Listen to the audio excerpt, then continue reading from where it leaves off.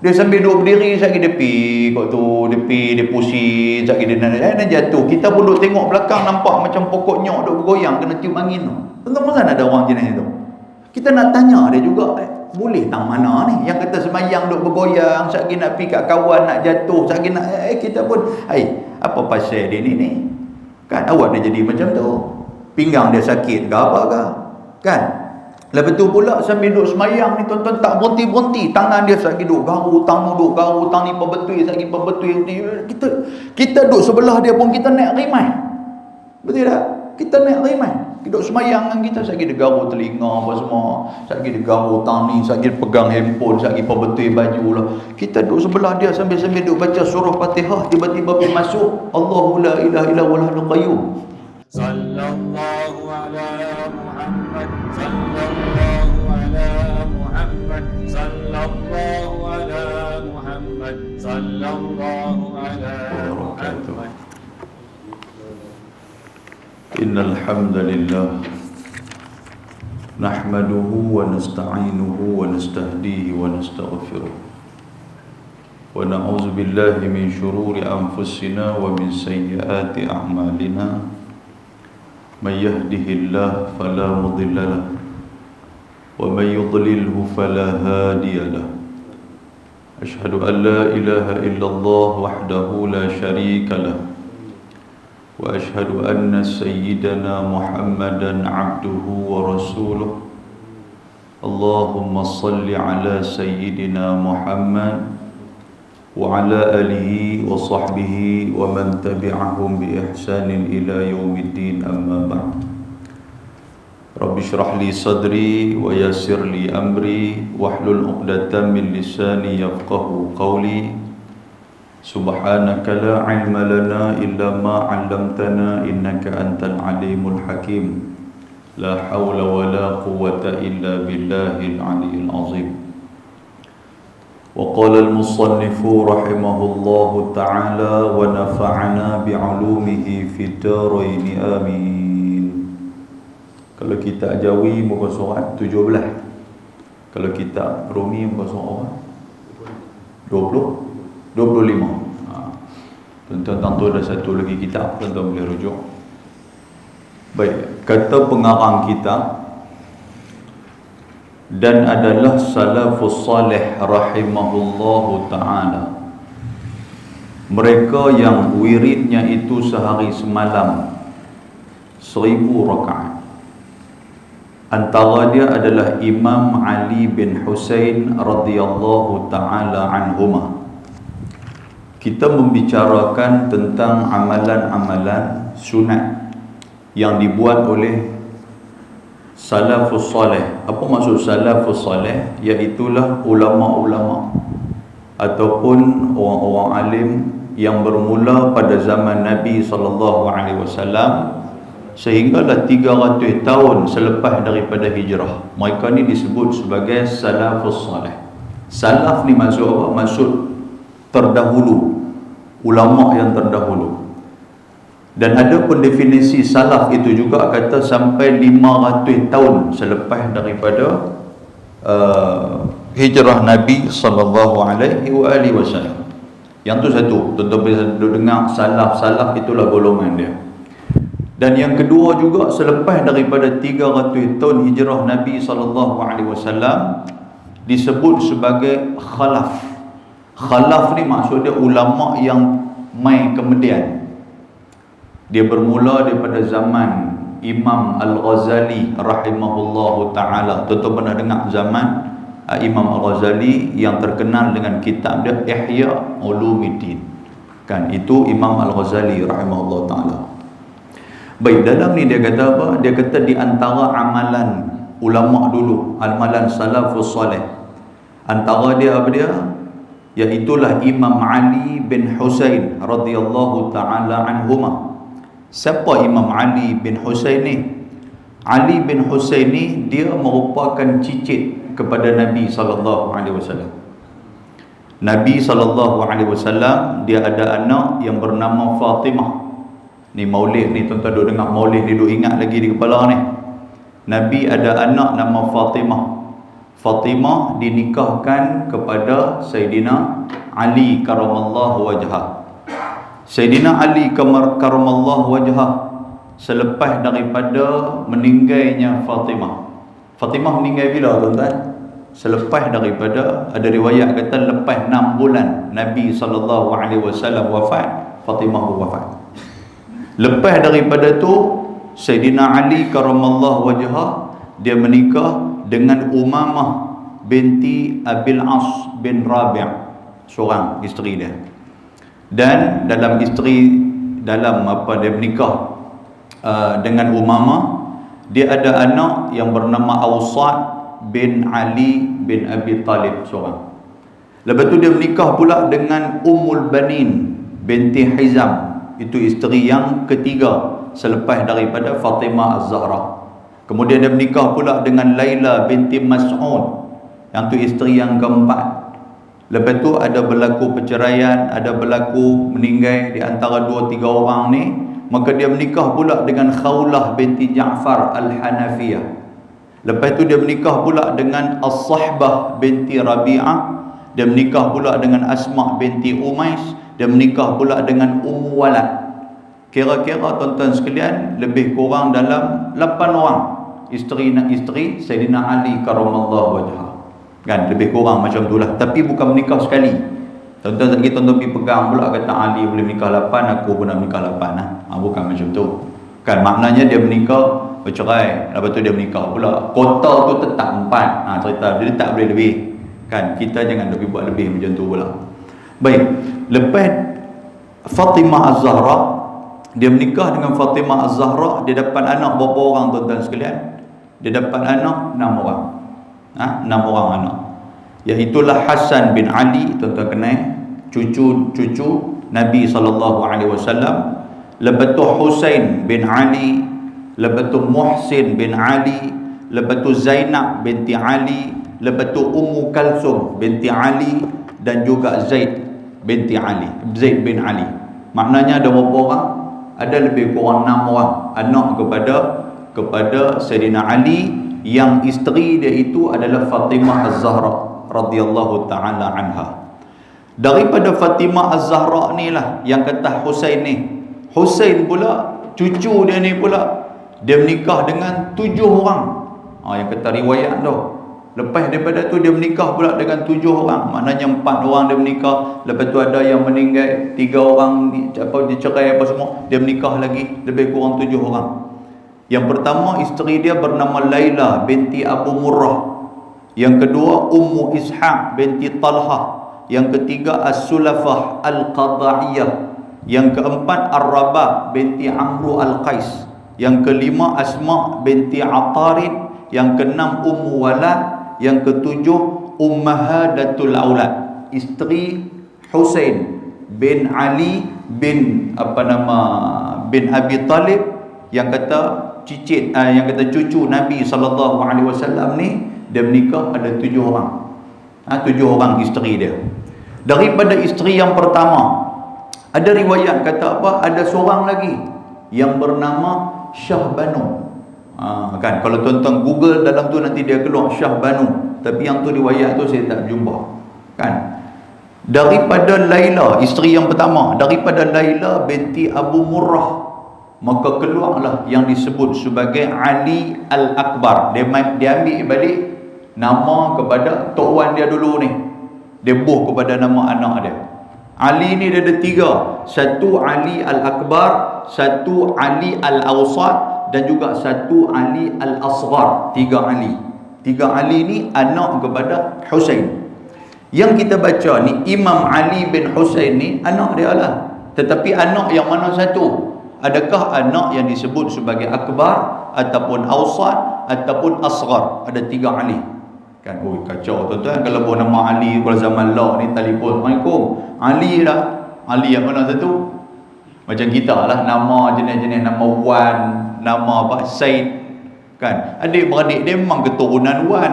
Tiba-tiba dia telefon, Assalamualaikum, salam, Wan ada Wan. Ayah dia fikir aku pun Wan, anak nombor 1 aku pun Wan, nombor 2 Wan, nombor 3 Wan. Dia kata anak Wan yang mana dia tahu. Okay? Macam tu lah. Jadi macam tu lah lebih kurang. Dan kata riwayat daripada Husain inilah yang keluar tu keturunan Syarifah dan juga keturunan Sayyid. Sampai sekarang ni tu ada Sayyid, Syarifah apa semua, dia main daripada keturunan Husain naik kepada Ali, naik kepada Nabi SAW. Baik, Ali yang mana yang disebutkan dalam kitab kita ni? Iaitulah Imam Ali bin Husain. Dia semayang sampai 1 hari sampai 1000 rakaat sunat yang dia duk buat, tuan-tuan sekalian. Dia ni siapa dia? Dia ni disebut sebagai Zainuddin ataupun Zainal Abidin, ataupun disebut sebagai Ali Al-Awsat, iaitulah anak yang duduk tengah-tengah di antara Ali yang besar dan juga Ali yang kecil. Itu maksud dia. Boleh faham tuan sekalian? Maknanya dia ni adalah cicit kepada Nabi SAW. Dia duduk dalam golongan mana? Golongan salafus salih, iaitulah orang yang 300 tahun bermula pada zaman Nabi SAW sampailah 300 tahun hijrah disebut sebagai salafus salih. Baik. Dan setengah daripada mereka itu ada yang wiridnya ataupun ada yang semayang sunatnya itu 500 rakaat satu hari. Kan 500 rakaat satu hari. Dan setengah daripada mereka itu ada yang wiridnya itu 300 rakaat. Maknanya satu hari dia buat sembahyang sunat ni 300 rakaat. Kita hari ni tuan-tuan, kalau kita buat dengan 12 rakaat rawatib sunat muakkad campur dengan sembahyang sembahyang subuh 2 rakaat, 17 rakaat kan kita buat kan satu hari kan. Campur dengan itu baru berapa rakaat tuan-tuan sekalian? Kan buat lagi sembahyang sunat bangkit tengah malam. Kan mungkinlah kalau kita betul-betul tumpu, insya-Allah kita boleh dapat seperti mana ulama-ulama yang terdahulu mereka buat. Macam saya cerita kepada tuan-tuan di Pulau Pinang, ada seorang Syekh Abdullah Bukhari. Kan Syekh Abdullah Bukhari, dia ni antara ulama ataupun imam kepada Masjid Kapitan Keling. Kalau tuan-tuan pernah pergi Masjid Kapitan Keling, kaki nasi kandang dia nanti tahu yang nasi kandang beratong tu dekat tu. Kan tuan-tuan duk pergi Berator, tuan dulu nampak masjid yang tu Masjid Kapitan Kelin. Yang itu imam dia. Kan Syekh Abdullah Bukhari. Dia ni Datuk Abdullah Bukhari. Dia merupakan ahli jawatankuasa fatwa Pulau Pinang. Tuan sekalian, dia ni meninggal dah dia ni. Sahabat saya pergi rumah dia selepas daripada Zuhur. Bila sampai rumah dia, duk tengok dia duk semayang. Sahabat saya pun duk tunggu di luar tuan-tuan. Dia nak mayang habis 2 rakaat bangkit buat, habis 2 rakaat bangkit buat, habis 2 rakaat bangkit buat. Kira dia kata aku tunggu tu, dia kata dekat-dekat dengan 2 jam juga. Tiap-tiap bangkit, semayang bangkit. Kita lepas Zuhur, kalau tak ada kerja apa kita lena. Kan? Dia semayang. Sedangkan Syekh Abdullah Bukhari tu umur dia waktu tu umur dia 80, kata 80 lebih dah. Berjalan pun tuan-tuan duk meraba kot dinding ni. Maknanya kalau ikut cara dia tu memang orang yang tak larat.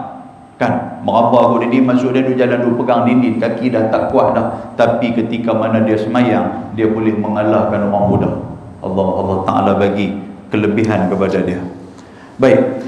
Dan dia kata apa? Hingga kepada yang lain daripada yang demikian itu. Maknanya ada lagi sahabat-sahabat dulu ataupun golongan ulama salafus salih itu, mereka semayang ni banyak yang kata semayang sunat.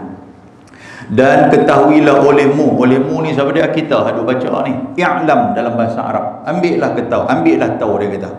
Dan ketahuilah olehmu bahawasanya bagi semayang itu, maknanya semayang itu rupa yang zahir dan juga hakikat yang batin. Semayang ni ada 2. Satu daripada perbuatan zahir kita, yang kedua daripada perbuatan batin. Kan kalau bahasa mudah kita kata apa? Ada semayang zahir, ada semayang batin. Yang kata semayang zahir nanti dia habaq macam ni. Dia kata, dan tidak ada daripada orang yang mengekali bagi semayang itu harga di sisi Allah Subhanahu wa Ta'ala hingga mendiri ia akan rupa yang zahirnya dan juga hakikatnya.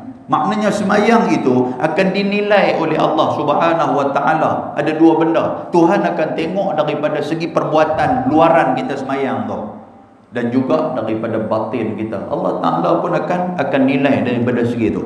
Ada orang yang semayang tapi otak dia fikir apa lain. Kita sekarang dia duduk semayang nampak macam duduk khusyuk apa semua, rupanya otak dia duduk fikir apa lain. Duk fikir kata malam ni aku duk berjanji dengan bini aku nak bawa pergi makan laksa lah. Kata silap aku main mengaji dah. Jahanam lah. Punggah balik lagi, dia tarik muncung musang pandan tu mampu ya. Muncung musang pandan dia panggil. Kan balik-balik bini mengaji dah bini kata. Boy, marah kat kita ni. Janji apa semalam? Kata malam ni nak buat 5 kali asar kan? Kata lupa, kata pergi mengaji, kata tarik. Tu kadang-kadang orang semayang dia terfikir. Jadi maknanya hakikat ataupun batin semayangnya itu tidak ada ketika mana dia melakukan semayang. Tuan-tuan, kalau dua benda ni tak ada, apa kata Imam Ghazali dalam kitab Ihya? Imam Ghazali kata apa?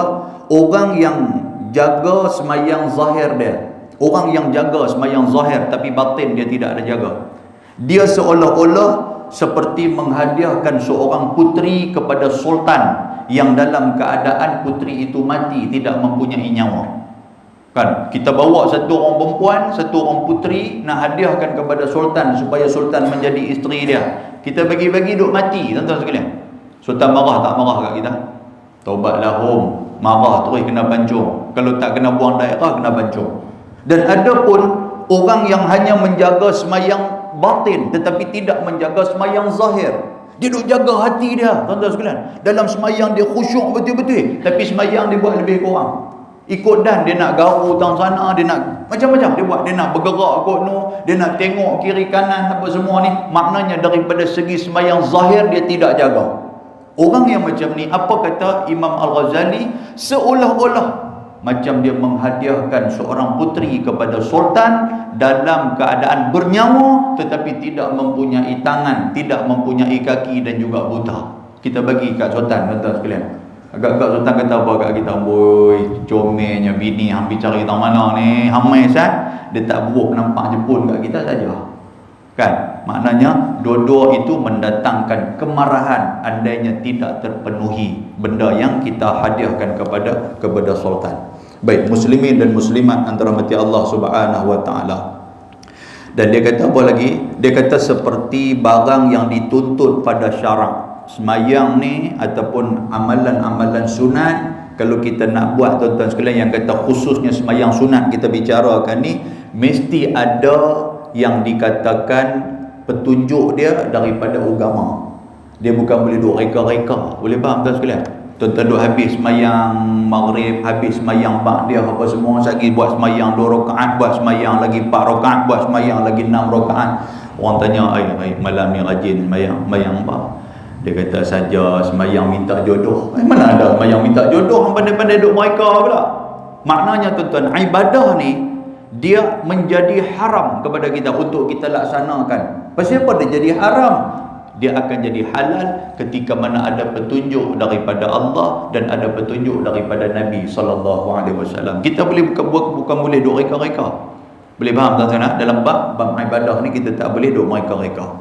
Maka rupa yang zahirnya, yang kata semayang sunat yang zahir tu macam mana, semayang yang zahir tu macam mana, maka iaitu engkau melihat kepada segala rukun semayang. Rukun semayang kena bagi lengkap.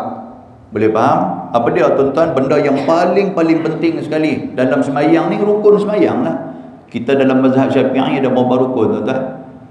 13 rukun. Lupa bila kan? Dulu ingat waktu duk mengaji perukunan tu pun pasal nak nikah, takut Tok Qadi tanya.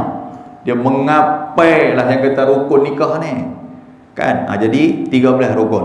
Yang tu mula pada takbir, lepas tu baca Fatihah, lepas tu rukuk dengan tamak nina, i'tidal dengan tamak nina, sujud dengan tamak nina, duduk antara sujud dengan tamak nina, lepas tu apa lagi tuan-tuan sekalian, berdiri, macam-macam lah. Yang tu dalam 13 yang kata rukun semayang. Yang tu kena jaga. 13 rukun semayang kena jaga. Jangan terlepas sikit pun. Macam saya cerita kepada tuan-tuan sekalian, orang yang tak baca suratul Fatihah, dia duduk tunggu kira bagi tu imam tanggung surah Fatihah dah. Kan sembahyang tarawih, betul tak? Sembahyang tarawih tu dia relax dulu, bagi tu imam baca, bagi habis apa semua, saat tu imam nak rokok, baru dia mangkit-mangkit Allahu Akbar, dia rokok bersama dengan tu imam. Lepas tu duduk senyum, ya Fatihah aku tu imam tanggung. Banyak cantik muka hang. Kan tak ada pasal tu imam nak tanggung maknanya sembahyang kita tidak sah. Kerana apa tuan-tuan? Kerana kita tidak membaca suratul Fatihah. Kan suratul Fatihah. Baik, dan dia kata apa? Adab yang zahir juga daripada qiyam ketika mana kita berdiri.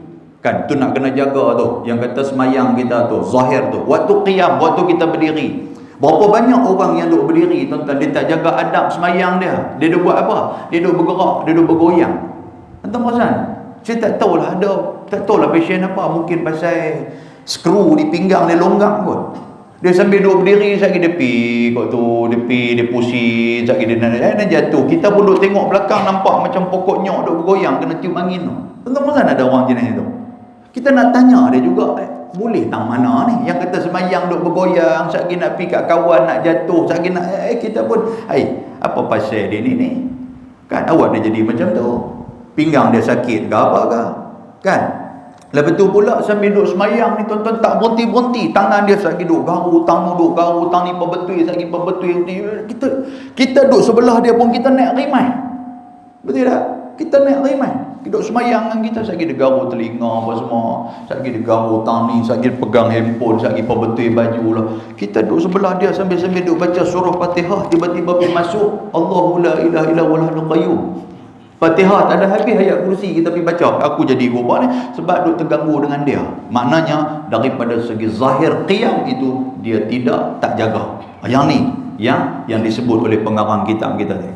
Lepas tu pula tuan-tuan sekalian, kerja duk menguap, tengah duk semayang duk menguap, tengah duk semayang duk orang kata apa, sendawa apa kakak ni kan. Sebab belah saya dia panggil belah kan, duk sakit tengah oh tuan-tuan, kita memang duk nampak macam tu benda biasa.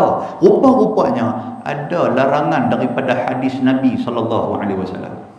Dalam hadis riwayat Imam Al-Bukhari, Nabi kata apa? Nabi kata syaitan ni dia gembira ketika mana kita ni tasa'ub. Tasa'ub ni apa? Kita menguap. Kerana Nabi kata at-tasa'ub minasyaitan. Menguap kita itu adalah daripada syaitan ketika mana dalam semayang. Syaitan cukup suka. Sebab menguap tu boleh mengalihkan pandangan kita yang menumpu untuk kita nak semayang dan tumpu kepada Allah Subhanahu Wa Taala. Kalau menguap tu pun Nabi suruh kita tahan. Ketika mana kita nak menguap, Nabi suruh tahan. Kalau sampai tutup mulut kita dengan tangan, silakan. Nabi kata tutup mulut dengan tangan. Tuan-tuan, kalau menguap pun Nabi suruh tutup, apatah lagi sendawa. Betul tak? Sendawa pula, dia pula baru lepas makan buah durian pula, Allahu Akbar, dia lagu tu, kawan hak sebelah ni mata hitam ni hilang terus lah. Pasal apa? Pasal duk bau kau ni punya pasal. Tuan-tuan, jangan buat pangai macam tu kan. Yang tu adab kita. Kadang-kadang kita dengan orang, kita dengan bos kita, contoh tu sudah ambil besar-besar lah kan, kita dengan bos kita pun, dia panggil kita meeting apa semua, adakah kita menguap depan dia, kita duk sendawa depan dia, kita duk belhak depan dia? Tobat dah, betul dah. Dia duk cerita kat kita sambil duk mesyuarat apa semua, okey, kita buat tengok-tengok, kita duk buat lagu tu pula kan. Dia makan tapak kasut 3 inci tu lah kan. Tuan-tuan, pasal apa yang tu kita boleh jaga, sedangkan Allah Ta'ala kita tak boleh nak jaga. Ini di antaranya. Baik muslimin dan muslimat yang dirahmati Allah, dia kata dan qiraah pada bacaan panjang kita, khususnya bacaan surah Al-Fatihah kena jaga bagi elok. Lepas tu bacaan dalam rokok kita. Ada orang yang rokok pun tidak sempurna. Macam mana cara rokok, tuan-tuan sekalian? Yang kata letak tangan atas kepala lutut, lepas tu badan dia tu mestilah orang kata sama kan. Kalau letak bola tak jatuh, pasal apa? Pasal sama. Itulah cara Nabi SAW sembahyang. Ada di kalangan kita yang tak pegang kepala lutut, dia pergi pegang betih kering ni. Di sini panggil apa? Betih kering juga kan, walaupun basah betih tu, pegang betih tu, dia pegang ni. Kalau pegang kepala dia menjunam ke bawah, betul tak dia? Lepas tu dia nak naik pula, nak i'tidal pula. Nak naik i'tidal ni dia macam ada satu spring pula, 2 3 3 4 baru dia naik. Amboi. Tuan-tuan nampak tak semayang? Kita tak tahu main daripada mana yang kata semayang tu. Sebab tu kamu suruh jaga semayang bagi elok, rokok bagi elok. Dalam hadis Nabi SAW, mata kita rokok tengok tahu mana? Hadis Nabi ketika mana kita berdiri, mata kita melihat pada tempat sujud. Imam Syekh Abdul Somad Al-Falibani dalam kitab Siyarus Salikin, Hidayatus Salikin, dia kata nak dapatkan khusyuk, mata tengok tempat sujud ketika mana kita berdiri. Waktu kita rokok, tuan-tuan sekalian, kita nak tengok tahu mana? Nyatakan kita melihat pada kaki kita, tengok pada kaki kita. Ya, tengok, ada ulama kata tengok pada tempat sujud, tapi tengok pada kaki kita. Tu, kita tengok kaki kita tak? Dah, kita tengok kaki kawan sebelah. Tu dia kaki dia. Lagu tu tengah duk rokok tu dia kaki dia dengan kuku. Ya Allah, boleh buat dayung sampan. Kuku dia tak boleh buat dayung sampan. Weh, kahut kita ni. Kan?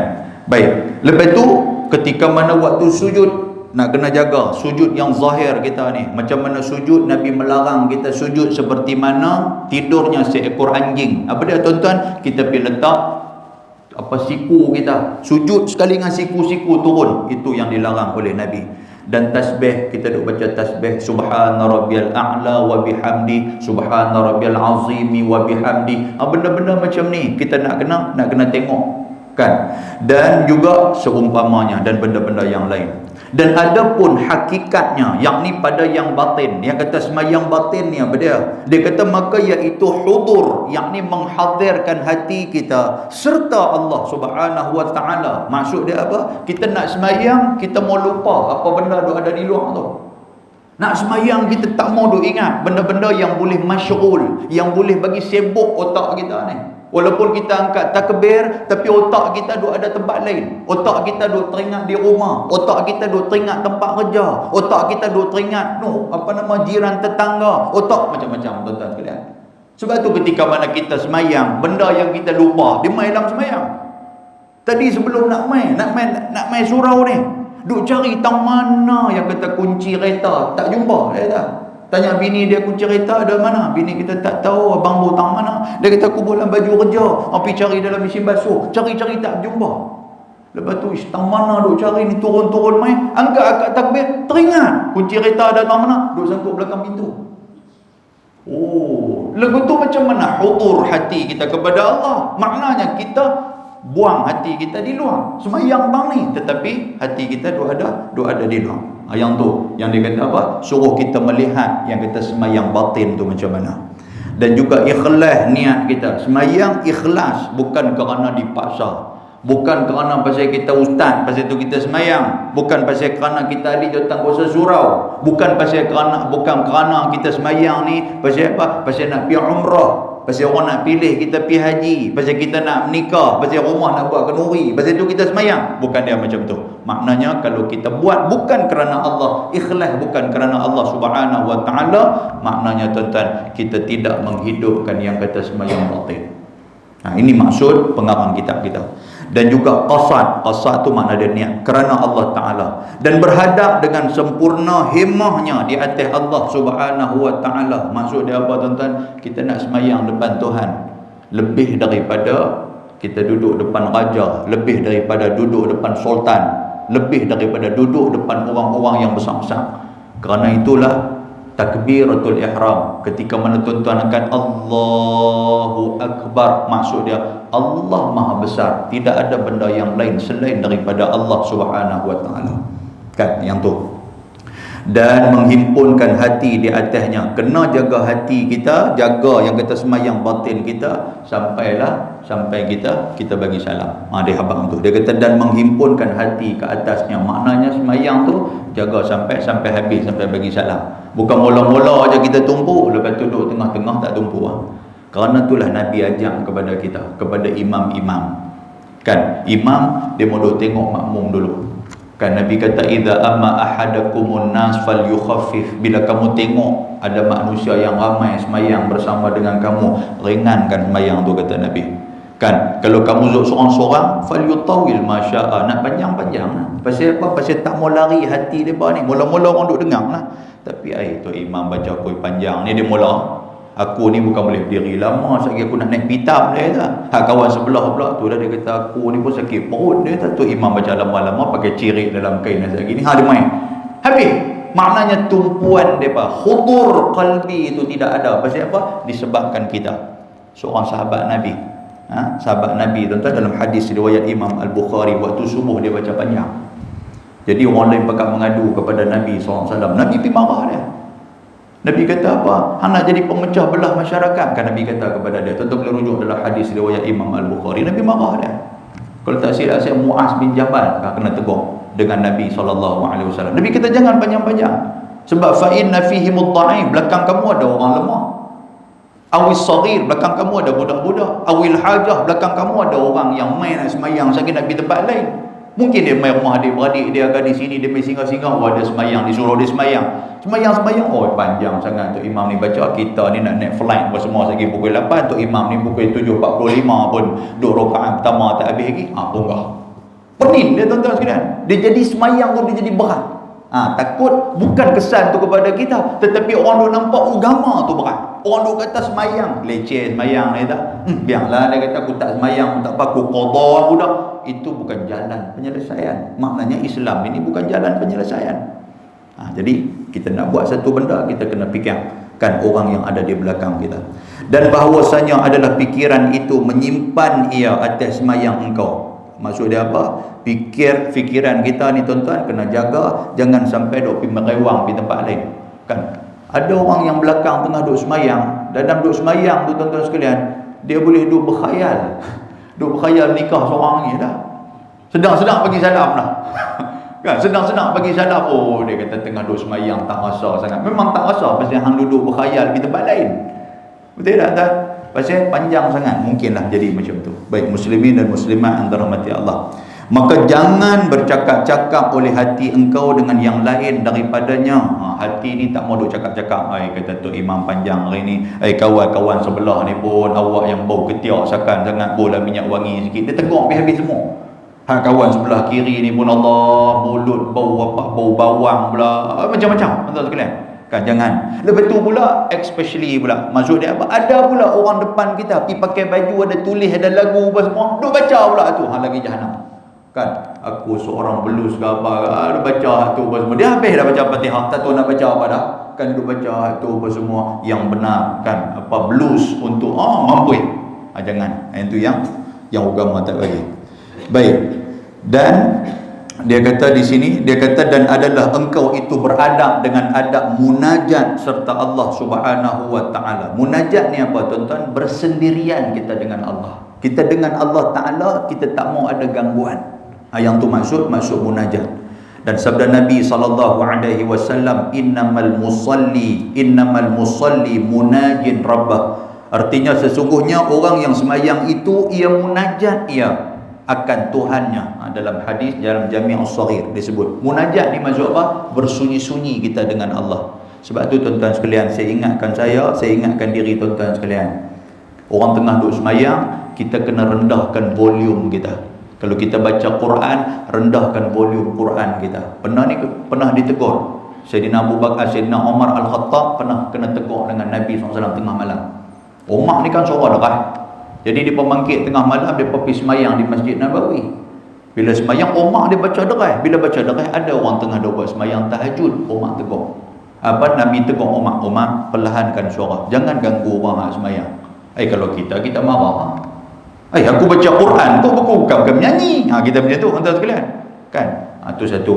Lepas tu yang kedua apa lagi tuan-tuan sekalian? Ketika mana wirid kita tu. Kan kita pakai mic, orang masbuk di belakang apa semua, kalau boleh kita slow kan. Pasal apa? Pasal kawan dia nak baca Fatihah, dia nak bagi selesai satu rakaat lagi tu. Kan? Selagi dia tengah duk baca Fatihah, kita pun Allahumma ajirna minan nar, Allahumma ajirna minan nar, sikit punya deras. Dia pun tengah ghairil maghdubi Allahumma ajirna minan nar. Dia pula pergi masuk lagu tu. Dia kata lagu mana ni? Dia kata ni kawan ni baca deras sangat. Lepas tu bagi salam sambil berdiri ke tu. Kan? Yang tu yang kita takut. Baik, lepas tu apa lagi tuan-tuan yang duk jadi dalam masyarakat kita? Telefon, betul tak betul? Bagus punya tengah duk semayang, bagus duk khusyuk, tiba-tiba bunyi ringtone Doraemon. Kan? Kacau lah. Kan? Bunyi Doraemon, Allah kacau betul lah. Ya Allah tabarakallah. Kalau Syekh ni Nuruddin kalau tak silap saya pernah ikut kuliah dia dulu. Dia kata apa? Kalau bunyi ketika mana semayang, habis semayang tu kita sebagai orang yang bertanggungjawab kena pergi pegang mikrofon, pergi minta maaf kepada semua. Tak minta maaf banyak-banyak lah tadi yang bunyi ringtone Doraemon tu telefon saya, kata ganggu semayang tuan-tuan sekalian. Tuan nampak lah. Tapi pernah lah kita buat macam tu? Tak pernah. Doraemon lah, pegang-pegang balik terus betul. Kan? Baik, tuan-tuan, kalau telefon duduk dalam poket kita, kalau bunyi, masuklah tangan dalam poket, pergi tekan. Dia bukan batal semayang pun, daripada kita duk mengganggu orang benda yang haram. Boleh faham tak? Kan, tak apalah kalau tuan-tuan tak mau, tak apa bergerak serupa dengan robot pun tak apa. Dia tahu ustaz kami duk mengaji jangan duk bergerak tiga kali berturut-turut apa semua, tak apalah. Tangan duk tang ni, tapi tang ni 1, 2, 3 dia jadi serupa Michael Jackson baru masuk dalam paket. Tak apalah. Janji boleh tekan senyap. Kan duk keluar lagu Doraemon macam tu, kacau lah. Tok Imam pun kacau, kawan sebelah pun kacau. Jadi telah mengganggu hubungan kita dengan Allah Subhanahu wa taala. Baik. Dan sabda Nabi sallallahu alaihi wasallam, "Idza qama al-'abdu ila salati aqbala Allahu alaihi biwajhihi." Artinya apabila berdiri oleh seseorang hamba kepada semayang, bila kita nak semayang, nescaya berhadap Allah Subhanahu wa taala atasnya dan dengan wajahnya, yakni berhadap rahmat Allah Subhanahu wa taala kepada demikian itu kepada hamba dia. Tuan-tuan, bila kita mula nak semayang, maknanya yang kata semayang ini pilihan Allah. Allah Ta'ala pilih dalam ramai-ramai manusia. Tuhan jentik hati kita untuk kita main semayang. Itu pilihan Allah. Sebab apa? Sebab Tuhan nak tengok kita. Yang ni hadis Nabi, tuan-tuan sekalian. Nabi kata apa? Bila kita mula nak semayang, Allah Ta'ala dah standby dah duk tunggu kita. Allah Ta'ala nak tengok kita. Kan? Sebab tu Nabi ketika mana ditanya oleh Malaikat Jibril dalam hadis Islam, Iman dan Ihsan. Malaikat Jibril tanya Nabi, "Mal ihsan ya Muhammad?" Ihsan tu apa? Maka Nabi jawab, "An ta'budallaha ka'annaka tarahu fa illam takun tarahu fa innahu yaraka." Orang yang semayang dia boleh sampai ke maqam ihsan. Apa maksud dia? Iaitulah ketika mana dia semayang, an ta'budallaha ka'annaka tarahu, seolah-olah kita semayang ni kita tengok Allah Subhanahu wa taala. Kita rasa kita tengok Allah, kita berhadapan dengan Allah.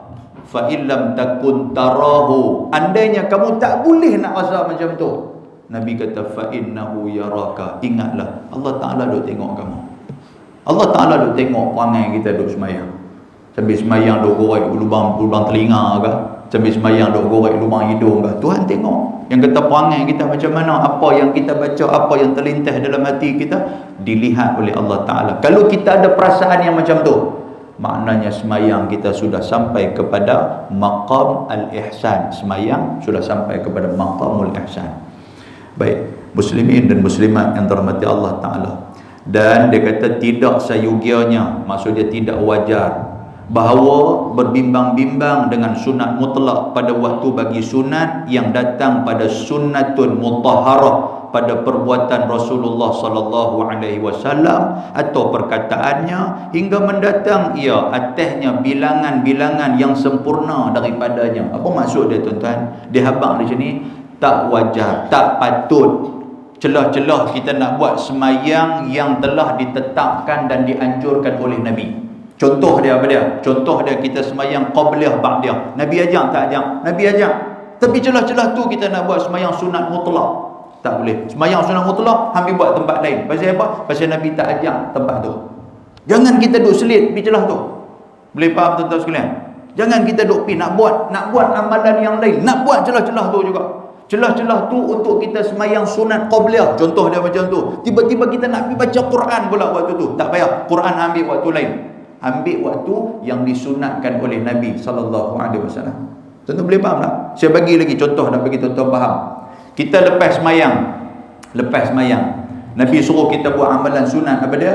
Baca subhanallah 33 kali, baca alhamdulillah 33 kali, baca Allahu akbar 33 kali. Yang tu diajarkan oleh Nabi. Tiba-tiba kita main satu semangat. Tak tahulah dia kena suntikan daripada apa, tak tahu, dia main semangat. Dia tahu, "Ustaz, saya boleh tak lepas daripada semayang, saya nak baca subhanallah 100 kali. Saya nak baca alhamdulillah 100 kali. Saya nak baca Allahu akbar 100 kali." Boleh tak boleh? Boleh, bukan tak boleh. Benda sunat. Cuma apa nak abang kat kita? Cuma dia menyalahi daripada sunnah Nabi. Maknanya kalau hang nak baca, hang jangan jadi imam. Pasal apa? Pasal orang duk makmum ni, dia tunggu dekat 33 ya. Lebih pada tak, dia kata imam ni kuih panjang lah kita ni, aku dah kenduri di tempat lain ni, kan? Kalau hang nak baca, sekali dia pakat balik, hang sambung hak 33, hang lajak sampai 100, tak ada masalah. Boleh faham? Jangan kita duk pulun celah-celah tu lah amalan yang diajarkan oleh Nabi, kita nak pergi selit amalan lain pula pergi masuk, walaupun amalan itu adalah amalan sunat. Kan? Contoh sunat mutlak Sunat mutlak ni apa tuan-tuan? Sembahyang sunat, semata-mata sembahyang sunat, tidak bersebab. Boleh faham? Sembahyang tidak bersebab. Kita main ke surau ni, selalunya kalau main ke surau ataupun ke masjid yang ada didirikan salat Jumaat dan disebut sebagai jami', maka kita boleh buat apa? Kita sembahyang tahiyatul masjid. Tapi kita main surau ni, ustaz, saya duk pergi masjid, saya duk biasa sembahyang tahiyatul masjid, jadi kalau main surau boleh dah nak buat tahiyatul surau? Mana ada orang ajak tahiyatul surau? Jadi nak buat apa, ustaz? Teringin nak sembahyang, buat sembahyang sunat mutlak. Boleh faham tak sekalian? Sembahyang sunat mutlak, tak ada masalah. Sembahyang sunat mutlak dia tak kira, melainkan pada waktu-waktu yang diharamkan untuk kita buat sembahyang sunat, yang tu tak boleh lah. Lepas subuh tuan-tuan sekalian tak boleh sembahyang, pasal benda tu adalah waktu karahah, waktu yang dilarang. Lepas asar tak boleh sembahyang sebab itu waktu karahah, yang tu tak boleh buat lah. Melainkan ada sembahyang yang berkait ataupun bersebab kita boleh buat. Contoh dia apa? Lepas sembahyang subuh ada orang meninggal apa semua, kita nak buat sembahyang selepas subuh, sembahyang mayat, boleh tak boleh? Boleh, pasal dia bersebab dengan kematian. Lepas asar pun macam tu juga. Lepas asar orang berbekat balik kerja apa semua, sempat untuk nak sembahyang, sebab sembahyang kerana bersebab kematian, boleh, tak ada masalah. Boleh faham tak sekalian? Itu yang dimaksudkan oleh pengarang kitab kita ni. Baik, muslimin dan muslimat yang dirahmati Allah Subhanahu wa taala. Dan dia kata, maka setengah daripada demikian itu, beberapa rakaat yang ada ia sebelum fardu, dan kemudian daripadanya dihabaq pada sini dia kata Nabi duk ajak kita tu yang kata ghairu muakkad dan juga muakkad. Ingat balik bulan lepas kita habaq sembahyang rawatib ni, yang kata sembahyang muakkad yang dituntut tu sembahyang yang macam mana kan? Sembahyang sunat 12 rakaat tiap-tiap hari Nabi ajak, Nabi suruh buat. Antara dia apa tuan-tuan sekalian? 2 rakaat sebelum fajar. Yang tu yang dituntut. Sebelum sembahyang subuh 2 rakaat. Lepas tu bila tuan-tuan sekalian? 2 rakaat selepas daripada sembahyang zuhur, 2 rakaat sebelum daripada sembahyang asar. Lepas tu 2 rakaat selepas sembahyang isya. Lepas tu 2 rakaat selepas sembahyang ataupun 2 rakaat sebelum sembahyang sembahyang maghrib, lepas maghrib tadi. Lepas tu 2 rakaat sebelum isya dan 2 rakaat selepas daripada isya. Kalau kita kira-kira ada lebih kurang 12. Ada ulama kata sebelum Aisyah dia tidak muakkad. Sebab apa? Sebab digantikan dengan 4 rakaat sebelum zuhur dan 4 rakaat selepas daripada zuhur. Kalau kita kira-kira tu kan dia akan cukup 12 rakaat. Itu disebut sebagai rawatib yang muakkad, sunat yang dituntut kepada kita. Dan bermula yang masyhurnya, maksud dia di antara sembahyang-sembahyang sunat yang terkenal. Masyhurnya terkaya daripada disebut akan dia, dan setengah daripada yang demikian itu adalah sembahyang witir. Sembahyang witir di antara sembahyang yang afdal, di antara sembahyang sunat-sunat yang lain. Tuan-tuan, sembahyang ni dia ada beberapa sembahyang sunat yang afdal. Satu disebutkan oleh Nabi SAW dalam hadis riwayat Imam An-Nasa'i. Nabi kata afdalus salati ba'dal faridah qiyamul lail. Satu, Nabi kata afdal, paling afdal sembahyang sunat selepas daripada sembahyang fardu apa dia? Iaitulah sembahyang tengah malam. Yang tu paling afdal. Paling afdal. Termasuklah sembahyang witir. Pasal apa? Pasal witir buat di waktu malam. Boleh faham tuan-tuan? Termasuk sembahyang witir. Jadi yang kata sembahyang waktu malam tu, kita anggarkan, kita nak kira sekali dengan witir ataupun kita nak asing dengan witir, maka kita letakkan sembahyang malam ni adalah sembahyang tahajud. Itu maksud dia, sembahyang tahajud. Dan yang kedua, sembahyang yang paling afdal selepas daripada sembahyang sunat yang lain, iaitulah salatul witr, sembahyang witir. Sembahyang witir ni tuan-tuan sekalian, ada hadis Nabi SAW. Dia suruh kita buat. Hadis ni adalah riwayat daripada seorang sahabat. Kata Nabi SAW, Nabi kata man khafa, sahabat dia adalah Jabir bin Abdullah. Nabi kata man khafa alla yaquma min akhiril lail falyutir awwalahu wa man tami'a an yaquma akhirahu falyutir akhiral lail fa inna salata akhiril lail mashhudatun wa dhalika afdal. Nabi kata apa? Nabi kata sembahyang witir ni dituntut bagi kita. Dan man khafa, barang siapa yang takut alla yaquma akhiril lail, orang yang takut untuk tengah malam, takut dia tak jaga. Kan? Main dengan hujan macam ni pula tuan-tuan. Kita dah lah hujan buka aircon pula. Kan? Kira mangkit tu kira waktu pergi kerja. Waktu pergi kerja kau pukul 7. Tak apa, baju dah serika, bini dah serika dah. Kan? Jadi waktu tu tengah malam nak mangkit apa? Tak mangkit lah. Maknanya selalu macam tu dah. Subuh ni terlepas lah. Kira mangkit waktu tu kita buat subuh. Nabi kata barang siapa yang takut dia tak mangkit malam untuk nak buat sembahyang witir, maka Nabi kata fal yutir awwalah, kalau boleh sebelum dia nak tidur dia sembahyang witir waktu tu. Dalam mazhab Syafi'i sembahyang witir paling afdal 3 rakaat. Witir ni tuan-tuan, sebanyak-banyak witir ada 11 rakaat dan paling seminima witir adalah 1 rakaat. Kan? Tuan-tuan buat 3 rakaat. Tak boleh buat 3 rakaat, buat 1 rakaat pun. Dia kata 1 rakaat tu nak dengar. 3 ni berat sikit Ustaz kata. Kan? 1 rakaat buat 1 rakaat. Kan? Balik lagi try tengok buat 1 rakaat. Bini dia renggah gelak amboi. Kan? Bini kata, di ustaz mak mayang. Tak ada nak angkat takbir, kita lipat kita dah lempang atas kepala dah. Kacau tu aku nak sembahyang ni kan. Biarlah aku nak berubah dah. Baik, dan Nabi kata wa man tami'a an yaquma akhirah, siapa yang boleh mangkit pada waktu malam, Nabi kata, maka yaquma akhirah, dia letak sembahyang witir itu di penghujung sembahyang. Maknanya dia buat sembahyang tahajud, dia buat sembahyang hajat, dia buat sembahyang apa yang dia nak buat tuan-tuan sekalian pada waktu malam tu, maka akhir sekali dia tutup sembahyang dia dengan sembahyang witir. Itu yang diajarkan oleh Nabi sallallahu alaihi wasallam. Baik, muslimin dan muslimat yang dirahmati Allah, Nabi suruh kita buat. Pasal apa? Kerana sembahyang witir merupakan sembahyang yang dituntut. Sembahyang witir ni apa? Sembahyang yang ganjil. Buat 3, 5, 7, 9 ataupun 11. Kan tuan-tuan dia buat 2 genap begitu. Sembahyang apa tu? Sembahyang witir. Sembahyang witir apa genap? Kan? Witir tu makna dia kan? Maknanya ganjil. Dan dia kata apa? Dan iaitu semayang yang sabit lagi muakkad. Nampak tak? Semayang tu semayang yang ditetapkan oleh agama, lagi dituntut dan menjalankannya oleh setengah ulama kepada wajibnya. Ada ulama kata semayang witir adalah wajib. Kan? Wajib tuan-tuan. Mazhab mana? Iaitulah mazhab Hanafi. Mazhab Hanafi semayang witir wajib. Maknanya sebelum tuan-tuan nak tidur wajib semayang witir. Kan, cerita dalam itu. Baik, insyaAllah kita akan cerita dengan lebih lanjut lagi mengenai amalan-amalan fardu atau amalan sunat dalam bab sembahyang ni, insyaAllah. Kita berhenti dekat tu. Dan sabda Rasulullah sallallahu alaihi wasallam, innallaha witrun yuhibbul witra fa'utiru ya ahlal Quran. Nabi kata buatlah sembahyang witir. Pasal Allah Taala ni witir. Allah Taala ni ganjil.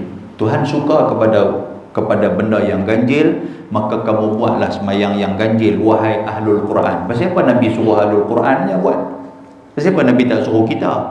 Kan kalau Nabi suruh kita semua lah, wahai ya ayuhan nas, wahai manusia semua ke, kita dengar macam tu, tak apa, depa yang mengapai Quran depa kena buat witir, kita tak mengapai. Bukan maksud macam tu.